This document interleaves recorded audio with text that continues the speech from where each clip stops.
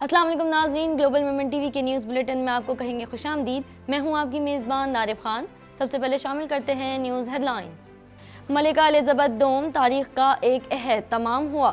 ملکہ Elizabeth دوم کی حکمرانی کی دلچسپ اور منفرد یادوں پر ایک نظر۔ جج دھمکی کیس، اسلام آباد ہائی کورٹ کا عمران خان کے خلاف دہشت گردی کی دفعہ خارج کرنے کا حکم۔ عدالت عالیہ نے ریمارکس دیے کہ بادی النظر میں اس کیس میں ایک دفعہ بھی نہیں لگتی، دہشت گردی کیس کا غلط استعمال ہوتا رہا ہے۔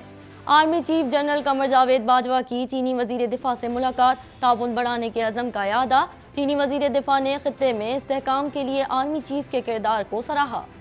حالیہ سیلابی سے پاکستان میں تاریخی تباہی ہوئی، موجودہ حکومت نے سخت فیصلے کر کے پاکستان کو ڈیفالٹ ہونے سے بچا لیا ہے، زر مبادلہ میں بتدریج اضافہ ہو رہا ہے۔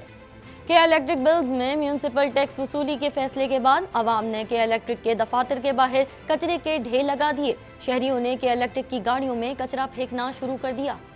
پاکستان ڈوبا نہیں، اسے ڈبویا گیا ہے، امیر جماعت اسلامی کہتے ہیں پاکستان کے ذمے world bank, I M F اور دیگر مالیاتی اداروں کے قرضے معاف کیے جائیں۔ ہیڈ لائنز آپ نے جانی اور اب خبریں تفصیل کے ساتھ۔ پاکستان بھر میں نمائندگان کا وسیع نیٹ ورک، ہر خبر جاننے کے لیے دیکھتے رہیے TNN TV۔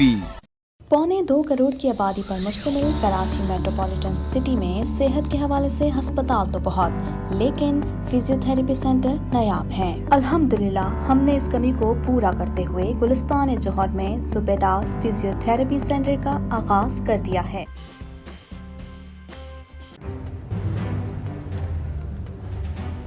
Islamic Finance TV, the only TV channel of the fastest growing Islamic economy in the world and the prime mover of Islamic finance news. Follow us on our social media handles and watch our reports and educational program at www.islamicfinancetv.com. For advertisement, please contact us at islamicfinancetv@gmail.com.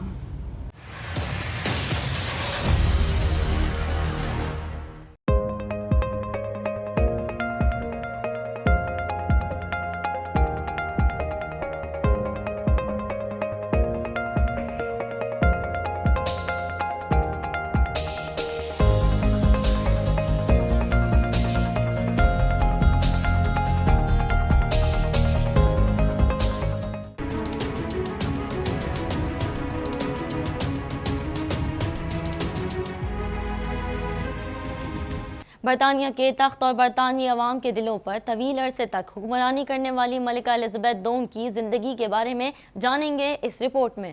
Mallika Elizabeth دوم کا مکمل نام Elizabeth Alexandra میری تھا۔ وہ 21 April 1926 کو London میں پیدا ہوئی۔ جب ان کے والد بادشاہ جارج ششم کا 1952 میں انتقال ہوا، تب الزبیتھ دولت مشترکہ کی صدر اور مملکت متحدہ، کینیڈا، آسٹریلیا، نیوزی لینڈ، جنوبی افریقہ، پاکستان اور سری لنکا کی حکمران بن گئی۔ 6 فروری 1952 کو پاکستان کے بادشاہ جارج ششم کی موت کے بعد ان کی بیٹی شہزادی الزبیتھ پاکستان کی نئی حکمران بن گئی۔ پاکستان میں 8 فروری کو گورنر جنرل نے اعلان کیا کہ ملکہ معظمہ الزبیتھ دوم اب اپنے علاقوں اور ریاستوں کی ملکہ اور دولت مشترکہ کی سربراہ بن گئی ہیں۔ انہیں پاکستان میں 21 توپوں کی سلامی بھی دی گئی۔ 1953 میں ملکہ الزبیتھ کی تاج پوشی کے دوران انہیں پاکستان کی ملکہ اور دولت مشترکہ قلمرو کا تاج پہنایا گیا۔ ملکہ نے تاج پوشی کے دوران یہ حلف لیا کہ وہ پاکستان کے عوام پر لوگوں سے متعلقہ قوانین اور رواج کے مطابق حکومت کریں گی۔ 23 مارچ 1956 کو جمہوریہ آئین کو اپنانے پر پاکستانی بادشاہت ختم کر دی گئی۔ ملکہ برطانیہ الزبیتھ دوم نے 2 مرتبہ پاکستان کا دورہ کیا۔ پہلا دورہ 1961 جبکہ دوسرا 1997 میں کیا۔ 1 فروری سے 16 فروری 1961 تک کے دورے میں وہ اپنے شوہر شہزادہ فلپ کے ہمراہ پاکستان آئی تھیں، جہاں انہوں نے کراچی، پشاور، کوئٹہ، لاہور اور شمالی علاقہ جات کا دورہ کیا تھا۔ اسی طرح 1961 کے دورہ پاکستان کے بعد ملکہ برطانیہ نے 36 برس بعد اکتوبر 1997 میں نواز شریف دور حکومت میں پاکستان کا دورہ کیا۔ اپنے اس دورے کے دوران ملکہ برطانیہ الزبیتھ دوم نے جب ملکہ برطانیہ نے پارلیمنٹ سے خطاب کیا اور پاکستان اور بھارت سے مطالبہ کیا کہ وہ اپنے اختلافات دور کریں اور مل کر امن کے لیے کام کریں۔ اسی دورے کے دوران حکومت پاکستان نے ملکہ برطانیہ کو نشان پاکستان کے اعزاز سے بھی نوازا۔ برطانیہ کے تخت اور برطانوی عوام کے دلوں پر طویل عرصے تک حکمرانی کرنے والی ملکہ ایلزبتھ دوم 96 برس کی عمر میں ناقابل واپسی کے راستے پر روانہ ہو گئی۔ ملکہ ایلزبتھ کی تدفین میں وزیر اعظم شہباز شریف سمیت دنیا بھر کے حکمرانوں نے شرکت کی۔ اسلام آباد ہائی کورٹ نے عمران خان کے خلاف دہشت گردی کی دفعہ خارج کرنے اور دیگر دفعات برقرار رکھنے کا حکم دیتے ہوئے کہا ہے انسداد دہشت گردی کے سوا باقی دفعات کے تحت مقدمہ چلے گا۔ مقدمہ انسداد دہشت گردی عدالت سے سیشن کورٹ منتقل ہوگا۔ اس حوالے سے مزید جانتے ہیں۔ اسلام آباد ہائی کورٹ نے جج دھمکی کیس میں دوران سماعت جے آئی ٹی سے جواب طلب کیا کہ دہشت گردی کا مقدمہ بنتا ہے یا نہیں۔ جے آئی ٹی نے عمران خان کے خلاف دہشت گردی کا مقدمہ درست قرار دے دیا۔ اسپیشل پروسیکیوٹر راجہ رضوان عباسی نے عدالت کو آگاہ کر دیا کہ دہشت گردی کی دفعہ لگتی ہے۔ اس کیس میں چالان رپورٹ تیار ہو گئی ہے۔ عمران خان کے وکیل بیرسٹر سلمان صفدر نے دلائل دیے کہ دہشت گردی کی دفعات کے لیے کچھ بنیادی عناصر ضروری ہوتے ہیں۔ عمران خان پر درج مقدمے میں وہ تمام عناصر موجود نہیں۔ دہشت گردی کا مقدمہ خوف اور دہشت کی فضا پیدا کرنے پر ہی بن سکتا ہے۔ محض ایسی فضا پیدا ہونے کے امکان پر مقدمہ نہیں بن سکتا۔ درخواست اگر آتی تو ان کی طرف سے آتی جن کے لیے کہا گیا تھا۔ چیف جسٹس نے پروسیکیوٹر سے کہا کہ اگر آپ تقاریر پر ایسے پرچے درج کرائیں گے تو ایک فلڈ گیٹ کھل جائے گا۔ عمران خان کی پوری تقریر میں تھریٹ یا نقصان پہنچانے کی بات کی گئی۔ کیا آئی جی یا ڈی آئی جی نے کوئی کمپلینٹ فائل کی ہے؟ پروسیکیوٹر نے کہا کہ یہ الفاظ سابق وزیر اعظم اور ہو سکتا ہے مستقبل کے بھی وزیر اعظم ہوں ان کی جانب سے استعمال کیے گئے۔ پولیس اور ججز کے حوالے سے بھی تھریٹ کیا گیا۔ اسلام آباد ہائی کورٹ نے عمران خان کے خلاف دہشت گردی کی دفعہ خارج کرنے اور دیگر دفعات برقرار رکھنے کا حکم دے دیا۔ عدالت نے کہا کہ انسداد دہشت گردی کے سوا باقی دفعات کے تحت مقدمہ چلے گا۔ مقدمہ انسداد دہشت گردی عدالت سے سیشن کورٹ منتقل ہوگا۔ چینی وزیر دفاع نے کہا ہے کہ سی پیک کی ترقی کا مقصد دونوں ممالک کے عوام کو فائدہ دینا ہے۔ یہ منصوبہ دونوں ممالک کے عوام کی خوشحالی کا منصوبہ ہے۔ پاکستان اور پاک چین فوجی تعاون باہمی تعلقات کا ایک اہم ستون ہے۔ اس حوالے سے مزید جانتے ہیں۔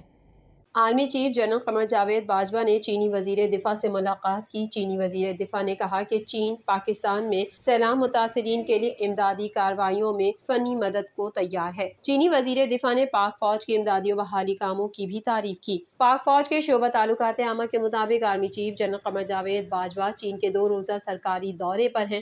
اس موقع پر آرمی چیف کی چینی وزیر دفاع سے ملاقات ہوئی۔ دوران ملاقات چینی وزیر دفاع نے کہا کہ چین پاکستان اور فوج کے ساتھ اپنے تعلقات کو بڑی اہمیت دیتا ہے اور تعاون کو مزید فروغ دینا چاہتا ہے۔ سی پیک کی ترقی کا مقصد دونوں ممالک کے عوام کو فائدہ دینا ہے۔ منصوبہ دونوں ممالک کے عوام کی خوشحالی کا منصوبہ ہے۔ پاکستان اور پاک چین فوجی تعاون باہمی تعلقات کا ایک اہم ستون ہے۔ چینی وزیر دفاع نے سی پیک منصوبے کے لیے سیکیورٹی اقدامات پر آرمی چیف کا شکریہ ادا کیا اور خطے میں امن و استحکام کے لیے آرمی چیف کے کردار کو سراہتے ہوئے کہا کہ امید ہے کہ سی پیک منصوبے بروقت مکمل ہوں گے۔ ترجمان پاک فوج کے مطابق چینی وزیر دفاع کا کہنا تھا کہ چین پاکستان میں سیلاب متاثرین کے لیے امدادی کارروائیوں میں فنی مدد کو تیار ہے۔ چینی وزیر دفاع نے پاک فوج کی امدادی و بحالی کاموں کی تعریف کی۔ آرمی چیف نے سیلاب متاثرین کی مدد جاری رکھنے پر چینی وزیر دفاع کا شکریہ ادا کیا۔ وزیر خزانہ مفتاح اسماعیل نے کہا ہے کہ موجودہ حکومت کی جانب سے اٹھائے جانے والے مثبت فیصلوں کے نتائج آئندہ ماہ سے برآمد ہونا شروع ہو جائیں گے۔ مزید تفصیلات اس رپورٹ میں۔ وفاقی وزیر خزانہ مفتاح اسماعیل نے کہا ہے کہ موجودہ سیلاب اور طوفانی بارشوں کے نتیجے میں پاکستان کو ہونے والے نقصانات کے تناظر میں دوست ممالک کی جانب سے بھرپور امداد کی یقین دہانی کرائی گئی ہے۔ ایک انٹرویو میں مفتاح اسماعیل کا مزید کہنا تھا کہ موجودہ حکومت نے سخت فیصلے کر کے پاکستان کو ڈیفالٹ ہونے سے بچا لیا ہے۔ ملکی معیشت کی بہتری کے لیے پیٹرولیم مصنوعات اور بجلی کی قیمتوں میں اضافہ کیا گیا۔ ان کا یہ بھی کہنا تھا کہ اس میں کوئی دو رائے نہیں کہ پاکستانی روپے کی مسلسل بے قدری ہوئی جس کی وجہ سیاسی عدم استحکام تھا، تاہم روپے کی قدر میں اضافے کے لیے اقدامات اٹھائے گئے ہیں۔ مفتاح اسماعیل کا کہنا تھا کہ گزشتہ سال کی نسبت برآمدات میں 4 سے 5% اضافہ ہوا ہے، جبکہ زر مبادلہ کے ذخائر میں بھی گزشتہ سال کے مقابلے میں 2% اضافہ ریکارڈ کیا گیا ہے، جس کے بعد امید ہے کہ آہستہ آہستہ مارکیٹ میں بہتری آنا شروع ہو جائے گی۔ انہوں نے یہ بھی کہا کہ پاکستان میں بیرونی سرمایہ کاری ناگزیر ہے۔ بیرونی سرمایہ کاری کے لیے حالات سازگار بنائے جا رہے ہیں اور عنقریب پاکستان میں بیرونی سرمایہ کاری ہوگی۔ As you know that we in the last 2 months or 3 months since this big, we've really controlled our imports, and our imports are always very close to our exports plus our remittances. So you will see that, going forward, we will actually bring the current account deficit down. We are also expecting a lot of new funding coming our way because of the floods. महंगाई की सताई कराची की आवाम ने के electric bills में municipal tax वसूली के फैसले के बाद गुस्से में आकर शहर कायद में मौजूद के इलेक्ट्रिक के दफातर के बाहर गंदगी और कचरे के ढेर फेंकना शुरू कर दिए। इस हवाले से मजीद जानते हैं। सिंध हुकूमत और के इलेक्ट्रिक के माबैन बिजली के बिलों में म्यूनसिपल टैक्स वसूली के फैसले के बाद कराची की आवाम सीखपा हो गई, जिसके बाद महंगाई की सताई कराची की आवाम ने गुस्से में आकर शहर कायद में मौजूद के इलेक्ट्रिक के दफातर के बाहर गंदगी और कचरे के ढेर फेंकना शुरू कर दिए, जबकि रास्तों में गुजरी के इलेक्ट्रिक की गाड़ियों में भी रोक रोक कर कचरा डालना शुरू कर दिया। एक शहरी हाजी लियाकत का कहना था कि इसने लूट का बाजार गर्म किया हुआ है और उन्होंने सोचा हुआ है कि बस लूट मार इस कौम को कैसे लूटा जाए। इसकी जेब में, इसके घर में अगर बर्तन है तो वो भी बेचकर वो जो है अपने बंगले और अपनी अय्याशियों का सामान जमा करने में लगे हुए हैं। इनके तमाम अफसरान के इलेक्ट्रिक के जितना मुलाजमीन अफसरान हैं वो सब लूट मार करके जो है आवाम का खून चूस कर के इलेक्ट्रिक जो है वो पैसे कमाने में लगी हुई है। और उन्होंने KMC का बिल भी जो है ना वो के इलेक्ट्रिक के बिल में लगा के भेज दिया है। आवाम ने कहा है कि के इलेक्ट्रिक जब टैक्स वसूल कर रही है तो कचरा भी उठाए। एक और शहरी माजिद अली का कहना था कि भाई कचरा के बिलों के बिल हटा दें, KC का कचरा फेंके काम बंद कर देगी, भाई यही करूँगा। हुकूमत और के इलेक्ट्रिक के माबैन होने वाले मुआहदे को सियासी और अवामी सतह पर सख्त तनकीद का निशाना बनाया जा रहा है। एक नौजवान मोहम्मद शायान का कहना था कि अलग अलग चार्जेस लगा के देते हैं, इसके चार्जेस अलग हैं, इसके चार्जेस अलग हैं, उसके चार्जेस अलग हैं। ये चार्जेस क्यों हैं? जो हम अपना बिल दे रहे हैं वो तो हमें लग के आ रहा है, लेकिन ये चार्जेस अलग अलग क्यों है ये समझ में नहीं आ रहा है मेरे। तो इस पे एक्शन लेने चाहिए हुकूमत को।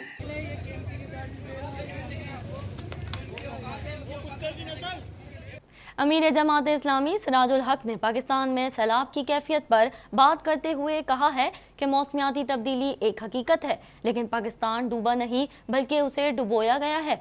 बड़े सनती मुमालिक की गलत पॉलिसियाँ इसकी वजह बनी हैं। इस हवाले से मजीद जानते हैं। अमीर जमात इस्लामी सिराजुल हक का कहना है कि पाकिस्तान डूबा नहीं बल्कि इसे डुबोया गया है। सिराजुल हक ने पाकिस्तान में सैलाब की कैफियत पर बात करते हुए सोशल मीडिया पर लिखा कि मौसमियाती तब्दीली एक हकीकत है, लेकिन पाकिस्तान डूबा नहीं बल्कि इसे डुबोया गया है। बड़े सनदी मुमालिक की गलत पॉलिसियाँ इसकी वजह बनी हैं। अमीर जमात इस्लामी ने अपने ट्वीट में मुतालबा किया कि नुकसानात के अजाले के लिए हुकूमत मामले को अक़वाम मुत्तहिदा और आलमी इदारों के सामने उठाए और पाकिस्तान के ज़िम्मे वर्ल्ड बैंक, IMF और दीगर मालियाती इदारों के कर्जे माफ़ किए जाएं। ग्लोबल मोमेंट टीवी के न्यूज़ बुलेटिन से फिल वक्त इतना ही। मज़ीद खबरों और अपडेट्स के लिए देखते रहिए ग्लोबल मोमेंट टीवी।